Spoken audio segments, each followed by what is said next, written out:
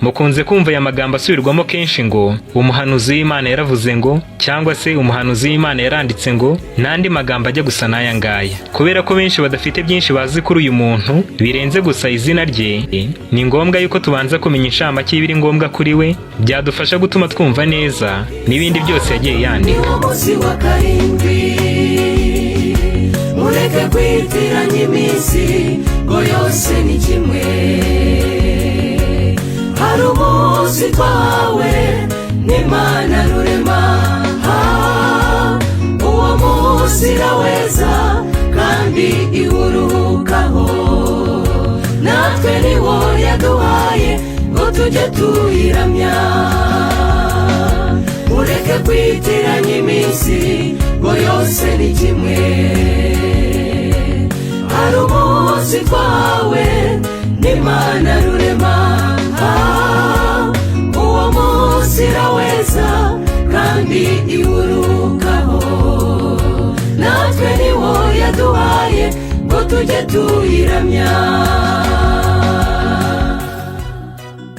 Uyu mwanditsi wahawe buno buhanuzi hamwe n'ubundi bwinshi butandukanye ni umukobwa wavutse mu mwaka w'1827, avukira muri leta ya Maine muri leta zunze ubumwe za Amerika, apfa mu mwaka w'1915. Ageze mu mwaka wa gatatu w'amashuri abanza yaje kugira ibyago kuko yatewe ibuye mu mutwe akiri muto afite imyaka 9 gusa, ariko riza kumugiraho ingaruka zikomeye cyane mu buzima bwe, zatumye atakibasha no gukomeza kwiga aya mashuri yasanzwe kuko no kwandika byari bisigaye bimugora bitewe nuko yandikaga asusumira, bigatuma atakibasha kwandika neza. Ibyo bituma agarukira muri uwo mwaka wa gatatu gusa w'amashuri abanza. Mu buzima bwe yashakanye n'umugabo umwe, babyaranye abana 4. Nubwo ariko bimeze bitya, uyu mwanditsi yahawe inzozi n'amahishurirwa birenga 2000, amwe muri yo yerekeranye n'amateka yo mu ijambo ry'Imana y'ibyabayeho kera cyane, anahishurirwa ibyari biri kubaho mu gihe cye, ahishurirwa umucyo utandukanye ku byerekeranye n'ingingo z'ubuzima, ndetse ibindi yahishuriwe bikaba byari bivuga ku bizabaho mu bihe bizaza. Ibi ari nabyo bigize byinshi mu bitabo yanditse.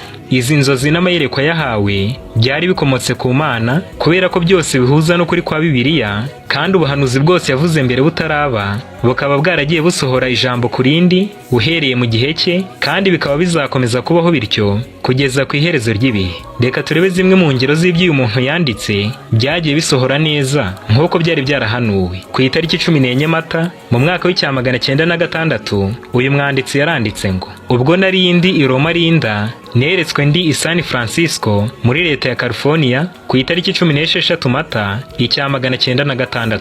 Icyo gihe amashusho atangaje yanyujijwe imbere. Muri izo nzozi za nijoro nari mpagaze ahirengeye, aho nashoboraga kubona amazu anyeganyezwa cyane nk'uko ubwatsi burebure bwumye buhuha n'umuyaga. Inyubako ndende n'intoya zagwaga hasi zikagera ku butaka. Amazu y'imyidagaduro, aherekanirwa amakinamico, amahoteli hamwe n'ingo nyinshi z'abakomeye n'aboroheje zatigiswaga kandi zigasenyuka cyane. Abantu benshi cyane bahapfiriye, kandi mu kirere cyaho cyose hari huzuyemo urusaku n'imiborogo by'abakomeretse n'abahahamuwe n'ibyo byago.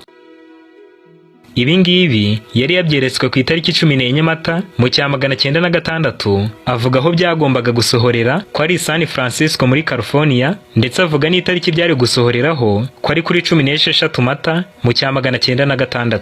Kandi koko iyi tariki igeze, uyu mujyi wa San Francisco muri California watewe n'umutingito wa mbere udasanzwe ukomeye uruti yabayeho yose muri ino leta, waje kumenyekana ku izina ryitwa ngo umutingito ukomeye w'i San Francisco, cyangwa The Great Earthquake of San Francisco, na bugingo n'ubu ngubu. Uyu mutingito waguyemo ibihumbi byinshi cyane by'abantu, amazu n'indi mitungo myinshi birasenyuka nk'uko uyu mwanditsi yari yarabihanuye.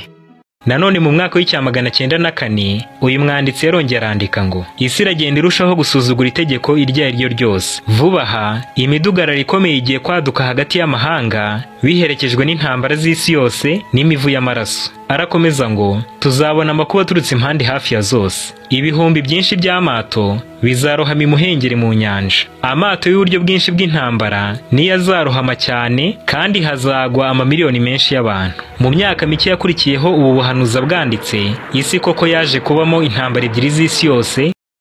Amato menshi y'intambara ararohama, kandi amamiliyoni menshi y'abantu ahasiga ubuzima nk'uko yari yarabihanuye.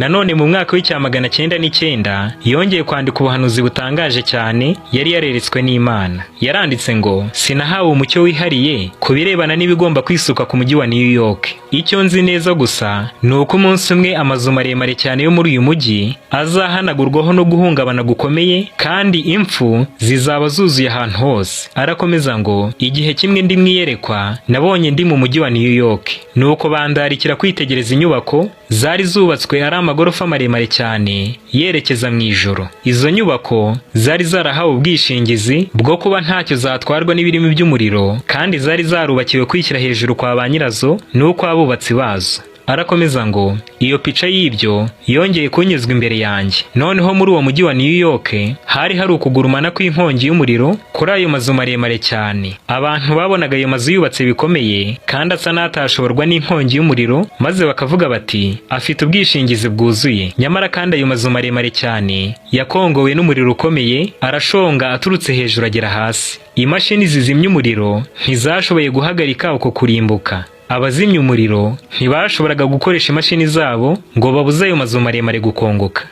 Ibi ngibi yari yarabyeretswe mu mwaka w'icyamagana 909 ubwo igitekerezo cyo kubaka amazu ya mbere maremare cyane yari ibyatwa akomeye mu mujyi wa New York yitwaga World Trade Centers cyari kitaranabaho. Nyamara aya mazu maremare yaje kubakwa, maze ku itariki 14 Mata mu mwaka w'icyamagana 973 afungurwa ku mugaragaro. Kuri uwo munsi aya mazu afungurwa, abubatsi bayo batangaje ko arinzwe kandi akomeye cyane byuzuye, ndetse ko yaba umutingito, inkubi z'imiyaga, inkongi z'imiriro cyangwa ikindi cyago icyo ari cyo cyose kitazashobora kuyahungabanya, ko ahubwo azagumaho mu myaka ibihumbi byinshi iri imbere, neza neza nk'uko uyu mwanditsi yari yarabyeretswe mu iyerekwa yahawe n'Imana, ko ariko ba nyiri kubaka ayo mazu maremare bari kuzaba bavuga. Nyamara ku itariki 11 z'ukwa 9 mu mwaka w'ibihumbi 2001 aya mazu maremare yombi yaje kugabwaho ibitero by'iterabwoba, maze afatwa n'inkongi y'umuriro ukomeye, arakongoka cyane. Abazimya umuriro n'imashini zabo bagerageza kuyazimya ariko biranga, nuko arashya aturutse hejuru agera hasi, kandi abantu benshi cyane barahapfira,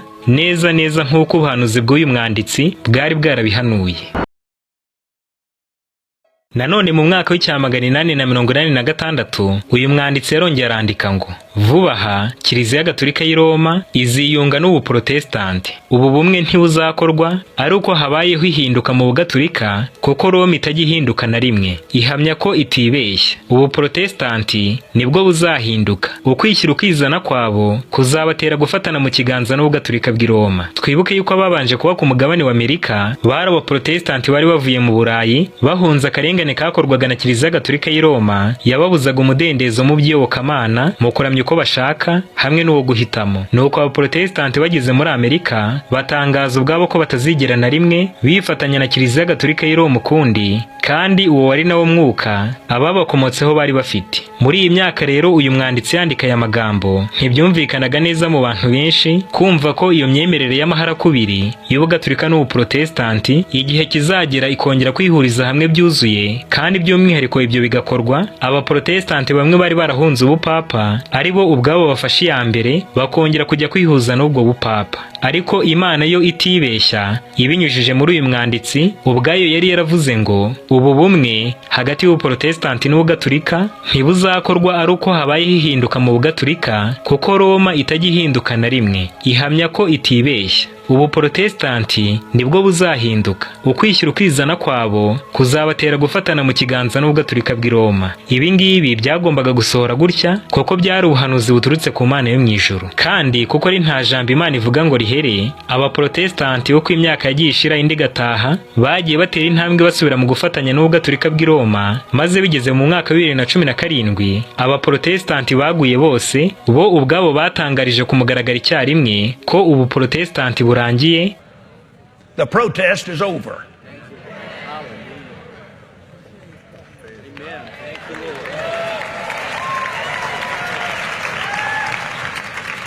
Amen.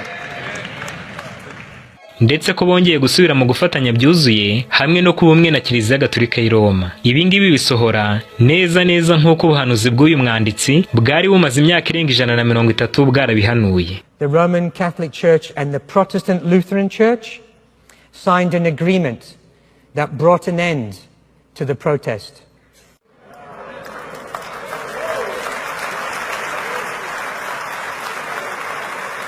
This brought an end to the protest of Luther.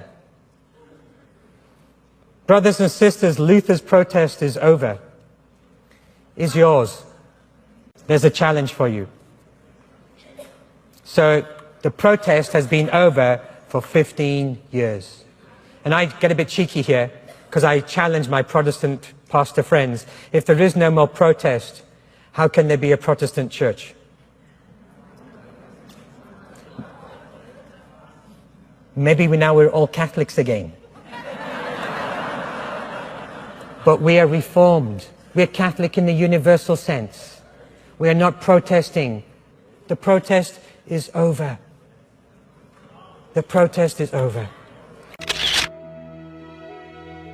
Dufite byinshi byo kuvuga kuri uyu muntu ariko igihe ni gitoya. Bityo rero reka turebere bino byose mu nshamake kuri we. Twabonye ko yahawe n'Imana inzozi n'amayerekwa birenga 2000 byibanda ku bizabaho kugeza Yesu agarutse ndetse nuko bizagenda nyuma y'imyaka 1000 ubw'icyaha n'abanyabyaha na Satani n'abamarayika be bose bazarimburwa burundu n'umuriro uzeza ino si ikaba iwabo w'iteka w'abakiranutsi. Nanone ikindi twamenya kuri uyu mwanditsi nuko yanditse inyandiko ntoya zirenga 5000 ndetse n'ibitabo binini 40 byose hamwe bikubiye mu mapaje arenga 100,000 yanditse mu gihe cy'imyaka 70. Uyu mwanditsi niwe mugore wa mbere mu isi wanditse ibitabo byinshi byahinduwe mu zindi ndimi mu mateka yose y'isi uhereye igihe yabereyeho, kandi ni nawe mwanditsi wa mbere w'umunyamerika wanditse ibitabo n'inyandiko nyinshi byanahinduwe mu zindi ndimi zitandukanye mu mateka ya kino gihugu cyose cya Amerika. Muri izi nyandiko hamwe n'ibitabo yanditse hakubiyemo amapaji 1000 byinshi avuga ku ngingo z'iby'ubuzima no kwitungira amagara mazima, kandi buzinakoreshwa cyane mu makaminuza menshi yigisha iby'ubuvuzi mu isi no mu mavuriro atandukanye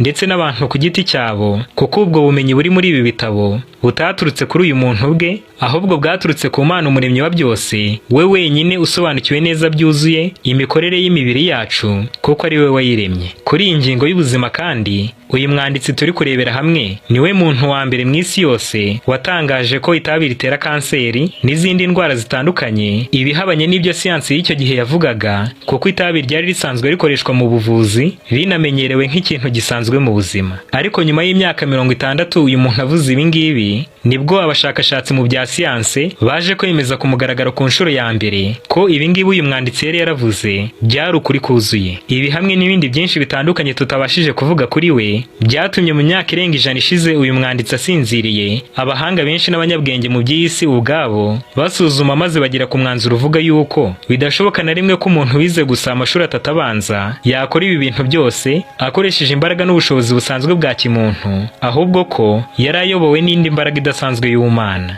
Ibyo kandi ni nabyo buri muntu wese wundi utekereza neza yahita abona. None uyu mwanditsi wakoreshejwe bino bintu byose n'Imana ninde? Mu gihe kitari kinini gishize inzu ya mbere ikomeye y'ububiko bw'amateka n'umurage bya Leta Zunze Ubumwe za Amerika byose ikaba ari nayo ya mbere ikomeye mu isi yose ibitse kandi gatangaza byinshi kuri zino ngingo z'umurage n'amateka yitwa Smithsonian Institution yashyize ahagaragara urutonde rw'abanyamerika 100 ba mbere b'ibihe byose. Ni ukuvuga abanyamerika 100 ba mbere bakoze ibikorwa by'indashyikirwa kandi bidasanzwe uhereye igihe kino gihugu cya Leta Zunze Ubumwe za Amerika cyabereyeho kugeza amagingo aya ngaya. Kandi kuri runo rutonde uyu mubyeyi w'umwanditsi twareberaga hamwe amwe mu mateka ye ko yahawe n'Imana inzozi n'imiburo itandukanye igomba kubwirwa isi yose nawe arugaragaramo. Amazina ye ni Ellen G. White.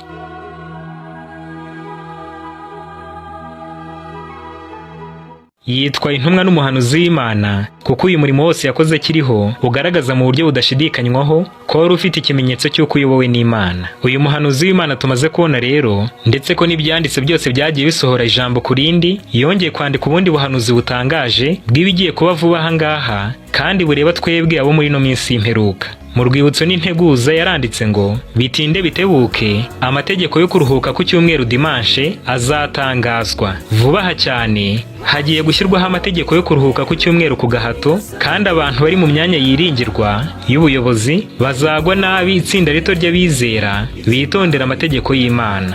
Ibi ngibi bigomba kubaho kandi bigiye kubaho. None ngo bizabaho ryari? Aravuze ngo ni vuba aha cyane. Mureke kwitiranya iminsi ngo yose ni kimwe. Hari umunsi twawe n'Imana rurema.